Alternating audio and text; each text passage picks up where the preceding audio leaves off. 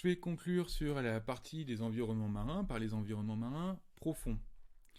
Qu'est-ce qu'un environnement marin profond? C'est un environnement qui va être éloigné de l'influence côtière. Donc, principalement des environnements où on va avoir peu de courantologie, pas de houle, pas de marée, et où le matériel sédimentaire va être principalement soit exporté depuis les côtes, au loin, par le gré de grands courants, par exemple, soit il va être produit sur place ou décanté depuis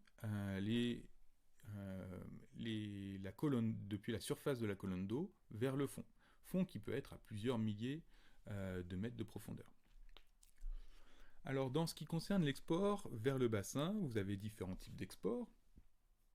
Vous avez l'export notamment du matériel silicoclastique ou carbonaté, qui peut se faire par des grands systèmes de coulées sous-marines, qu'on appelle des turbidites, des slumps ou des coulées de débris. Alors c'est des systèmes un peu particuliers. En fait, il faut imaginer que si vous êtes dans une bordure de pente, par exemple ici, vous allez avoir de l'accumulation de matériel qui va être exporté, des slabs ou des carbonates, ça marche de la même manière, des sables silicoclastiques, qui vont s'accumuler sur ces bords. Et puis au gré du fait qu'il y ait un peu trop de matériel qui soit accumulé, vous allez pouvoir exporter ce matériel le long de la pente, comme ceci, vers le bassin. Alors on va parler de différents types de coulées en fonction en fait de si elles sont plus ou moins indurées. Si vous avez des choses qui sont complètement indurées, cette fois-ci, vous allez écouler des gros blocs, ce qu'on va appeler des holistolites. Donc c'est vraiment des chutes de blocs. Lorsque vous avez un système qui est assez cohérent, mais qui va être euh, suffisamment mou pour partir en un seul bloc et pas se briser en morceaux, on va avoir un glissement. Lorsque cette fois-ci, on va avoir des systèmes qui vont être beaucoup plus meubles, dans lesquels il va y avoir de l'eau qui va s'injecter, où on va avoir une sorte de matériel qui va être pâteux et qui va s'écouler. On va parler de slump, comme ici. Donc un matériel assez visqueux, qui résiste à l'écoulement, mais qui va quand même s'écouler et qui va réorganiser des bancs, par exemple des bancs qui étaient préexistants, qui étaient déjà formés. Lorsque cette fois-ci on va avoir le matériel qui va être encore plus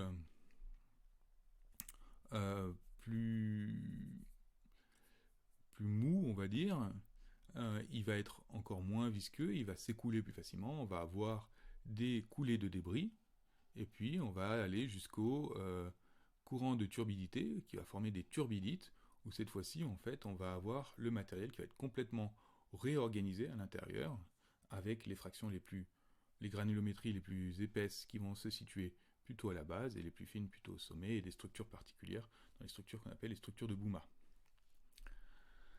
Ces exports, ils se font pas n'importe où en fait. Ces systèmes, ils vont avoir tendance à suivre des structures qui sont des grands canyons sous-marins, que l'on retrouve, notamment le canyon de Monterey, puis il y en a plein de ces canyons tout le long du trait de côte, et donc on va pas avoir un export qui va être homogène partout le long du trait de côte.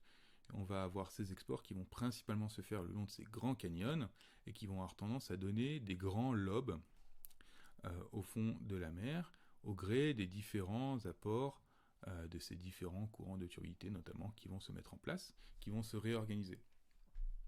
Dans ces courants, on va appeler ça des lobes ou des éventails, tout simplement parce que quand on vient se mettre dans la plaine abyssale, on prend toute la place.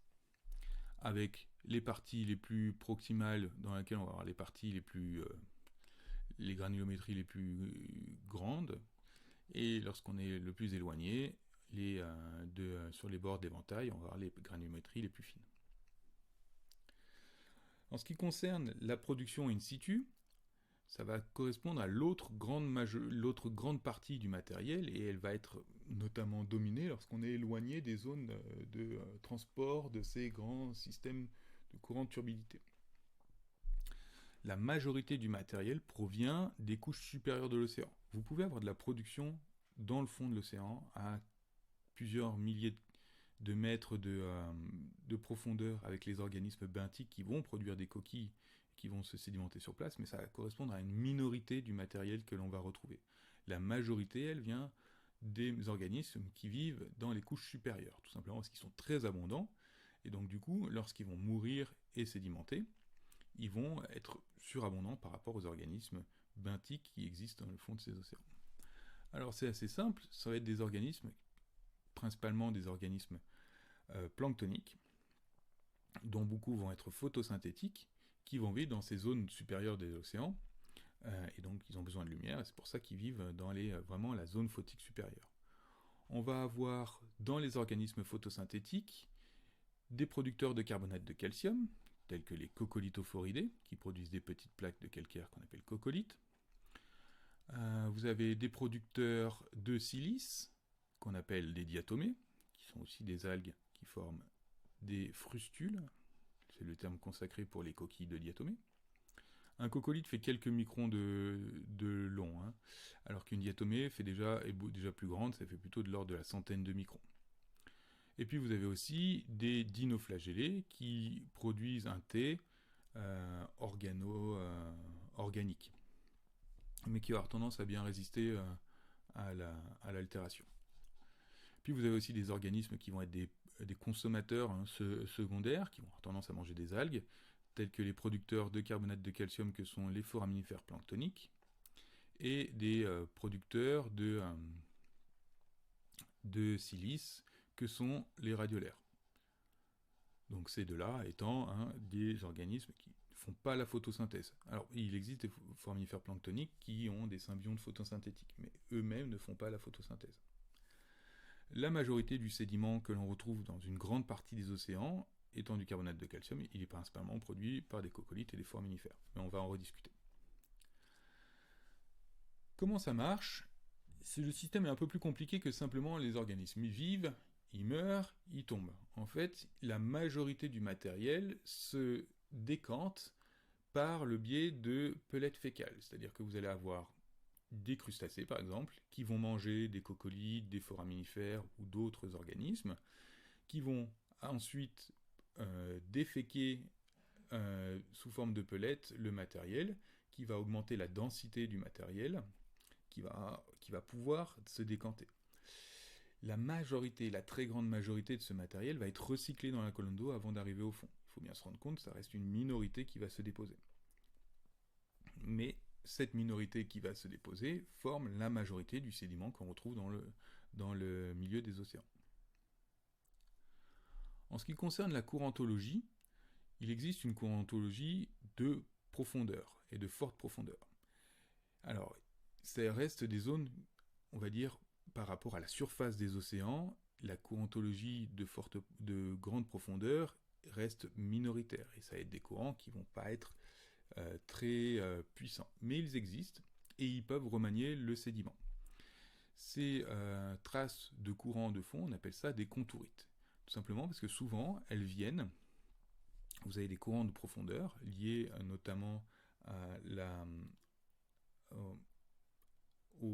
la production d'eau dense dans l'hémisphère nord et dans l'hémisphère sud, liée à la production de glace et à l'augmentation de salinité lors de la formation de la banquise, qui forment des eaux profondes. Ces eaux profondes vont se déplacer relativement lentement, mais beaucoup plus vite que le reste des zones où il n'y a pas de courantologie de profondeur, vont se déplacer, et lorsqu'elles vont rencontrer notamment certaines topographies qui vont les empêcher de passer, et vont les suivre, et vont les contourner, ce qui vont donner ces contourites. Et donc ces contourites réorganisent le sédiment. Dans les environnements profonds, vous avez aussi des organismes benthiques. Alors la densité, ils existent, on les retrouve dans le sédiment, mais la densité est extrêmement faible. Si on compare ça surtout aux environnements côtiers, où ces organismes sont à foison, dans les environnements très profonds, les organismes benthiques sont très très faibles. Mais ils existent. Et vous avez dans ces environnements des organismes comme des poissons, par exemple ici un poisson benthique, ou des organismes tels que des crinoïdes qui peuvent vivre à certaines profondeurs, qui sont principalement des organismes filtreurs. Il y a d'autres organismes, on voit les traces qui sont laissées, des organismes qui vont vivre soit sur le sédiment, soit dans le sédiment. Et ces traces, on va les retrouver, ce sont des traces de remaniement du sédiment que l'on va retrouver soit par exploitation du sédiment, soit pour diverses raisons. on va avoir ces organisations, dont la trace la plus connue pour les grands fonds océaniques, le paléodictyon, qui forme ce maillage hexagonal. Lorsqu'on parle de sédimentation de grande profondeur, dans les océans, éloignés des côtes, on va souvent s'intéresser à ce type de carte. Alors, lorsqu'on regarde ces cartes, on observe en jaune les sédiments carbonatés, en violet les sédiments siliceux, et ici en orange les sédiments des grands fonds. Ces sédiments, ils vont en fait être les sédiments calcaires et les sédiments siliceux produits par des organismes, que sont les coccolithophoridés, les foraminifères pour le calcaire, les diatomées et les radiolaires pour les siliceux, alors que les argiles rouges de grands fonds, en fait, sont les zones où il n'y a pas de calcaire, ou très peu de calcaire et très peu de siliceux, et donc c'est le reste du matériel qui provient de la décantation, de l'apport des zones côtières qui vont décanter sur le fond. Il faut bien faire attention parce que cette carte elle est valable à un temps donné. Comme je vous l'ai déjà dit pour les environnements carbonatés peu profonds, il y a une forte dépendance à l'évolution. Si vous étudiez par exemple les dépôts paléozoïques, il n'y a pas de coccolithes ni de foraminifères planctoniques au paléozoïque. Donc vous ne pouvez pas trouver de sédiments calcaires de grande profondeur produits par ces organismes. Donc en fait il n'existe pas de craie, parce que la craie c'est un dépôt à coccolithes avant le Crétacé, et donc il y a un impact extrêmement important de l'évolution. Vous avez un deuxième phénomène qui est extrêmement important, et notamment extrêmement important en ce qui concerne la sédimentation carbonatée.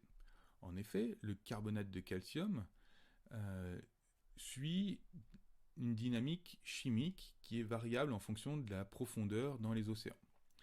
On va reconnaître 3 fonds chimiques qui proviennent d'un équilibre de saturation en carbonate de calcium. Cet équilibre de saturation en carbonate de calcium est marqué oméga. Il s'écrit oméga tel que fonction de la concentration en Ca2+, en CO3-, divisé par une constante dépendante de la pression et de la température. En fait, c'est assez simple. Quand oméga est égal à 1, on est dans un système à l'équilibre. Quand oméga est supérieur à 1, on va avoir une tendance à la cristallisation du carbonate de calcium, de façon même abiotique. Et lorsqu'oméga est inférieur à 1, on va avoir une tendance à la dissolution du carbonate de calcium. Donc, il se trouve que cet oméga, il va varier en fonction de la profondeur et de la zone où on est situé. Ça se voit très bien, si vous regardez la profondeur sur cette carte, la profondeur où oméga est égal à 1, vous voyez qu'elle est égale à 1 à plus de 4000 mètres dans l'océan Atlantique du nord ou central, alors qu'elle va être aux alentours de 1000 mètres, voire de 500 mètres, dans le Pacifique Nord. Donc on a clairement des océans qui n'ont pas la même concentration en carbonate de calcium en termes de saturation des carbonates. Et donc on va définir oméga est égal à 1 comme l'horizon de saturation des carbonates, puis un deuxième front qu'on appelle la lysocline, qui est la profondeur à laquelle la dissolution est efficace, qui correspondrait à 1 oméga est égal à 0,8, qui lui aussi est variable en fonction des zones où on est situé, c'est normal, les fronts chimiques ont à peu près les mêmes pentes. Et puis enfin, on va avoir une limite extrêmement importante qu'on appelle la profondeur de compensation des carbonates, ou CCD en anglais, pour Compensation Carbonate Depth, où en fait c'est la limite à laquelle, grosso modo, la totalité du carbonate de calcium, ou presque, est dissous. Donc lorsqu'on regarde un transect de profondeur, ici on va avoir la profondeur, vous avez ici la profondeur à laquelle vous avez l'horizon de saturation des carbonates, un intervalle dans lequel vous avez la lysocline, où vous voyez cette courbe ici, une inflexion dans la courbe, où vous avez une augmentation forte de la dissolution, qui suit après cette limite de lysocline, dont la profondeur est variable, pareil pour la saturation en carbonate. Et puis vous allez arriver à une profondeur type, qu'on appelle la CCD, qui est aussi variable suivant les zones où on est situé dans les océans, dans laquelle la majorité, la presque totalité du carbonate de calcium va être dissous. Alors c'est assez variable, cette définition, de la zone CCD, soit il nous reste 5%, 10%, ou tel taux d'accumulation. Bon, il n'y a pas de consensus, mais on va considérer que c'est la zone à laquelle, la profondeur à laquelle on va avoir dissous la quasi-totalité du carbonate de calcium. Et donc, vu qu'on a à la fois des producteurs biologiques qui sont variables au cours du temps, mais aussi variables géographiquement, et que l'on a des fronts chimiques qui sont répartis de façon hétérogène sur l'ensemble des océans, et ben on a donc une carte de CaCO3 dans les océans qui ne va pas être homogène sur l'ensemble des océans du globe. Et notamment, vous avez le Pacifique Nord qui est très faiblement pourvu en carbonate de calcium, le Pacifique Sud qui va suivre principalement la ride médio-océanique, alors que vous avez un Atlantique qui va être assez riche en carbonate de calcium. À ça, donc à la profondeur et à la production à la surface, vous avez aussi la courantologie de fond qui va venir potentiellement influencer cette carte, et en fait cette carte elle peut évoluer au cours du temps en fonction des apports en ions, de la température ou même de la concentration en CO2 atmosphérique. On a donc une très forte complexité et une très forte hétérogénéité des dépôts marins profonds. Parce que si vous avez ça pour le CaCO3, il se trouve que pour la silice, produite par les diatomées et les radiolaires, en fait, va être dépendante des zones de production la zone de production de ces diatomées et de ces radiolaires. Or, les diatomées, qui produisent la majorité de la silice qu'on retrouve dans les fonds océaniques, elles sont extrêmement abondantes, donc c'est le vert qui est ici, dans les zones de haute latitude, notamment du sud, mais aussi on peut les retrouver dans des environnements qui vont être, par exemple ici, c'est beaucoup plus fréquent de retrouver ici, ou même dans les zones ici, qui sont des zones de poiling, parce que les diatomées sont très abondantes dans les zones de poiling. À ceci, vous allez avoir des courantologies d'export depuis les côtes qui vont vous apporter du matériel, notamment du matériel silicoclastique terrigène, ce qui vous fait que vous avez une hétérogénéité extrêmement importante de la composition sédimentaire des fonds océaniques. Alors ici, c'est une carte de ce qui compose en chaque point la majorité du sédiment, mais en fait, le sédiment est constamment un mélange entre les différents pôles qui vont être principalement d'un côté les calcaires produits par les organismes pélagiques, la silice produite par les organismes pélagiques, et puis les argiles exportées depuis les continents, qui sont des fractions très très fines. Ça va être les trois grands pôles majoritaires.